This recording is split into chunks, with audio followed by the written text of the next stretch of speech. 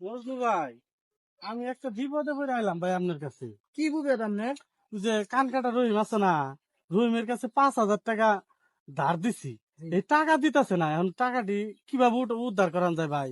ওই যে কান কাটা হ রহিম। ভাই, ওই একবারে শেষরা, একবারে নুসরা, এই 3 বছর হইলো টেয়া আরে নিছে। ভাই আমি তো আর চিনি আর টিয়া তোলা ব্যাপার না আমার কাছে। নন যায় ভাই, আল্লাহ টেয়াটি বুদ্ধি আছে আমার কাছে। কি বুদ্ধি?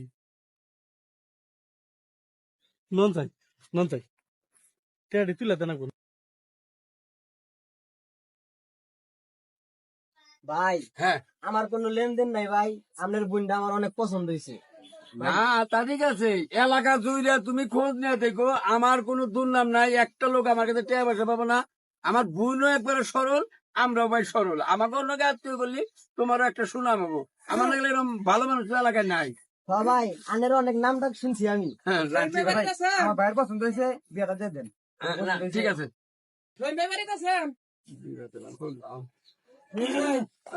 ভাই ইমরান ভাই, তাহলে বোনের বিয়ের সাথে দিতেছেন? হ্যাঁ হ্যাঁ হ্যাঁ হ্যাঁ, বোনের দিতে আছে বিয়ে।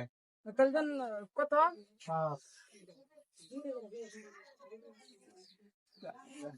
যা, আমার সমস্যা নাই। আচ্ছা যা। আপনি দেন ভালোভাবে দিয়ে দিন। আল্লাহ আমার সময় ঘুমায় পায় না, কষে 5,000 টাকা ভাই। আজকাল বইনের বিয়ে, এই এলাকার ব্যাগ মাসে জানে, নতুন নৌসা জানে, আমি ভালো মানুষ। কি সময় আছে চিন্তা করছো? আমি বিপদে পড়ছি।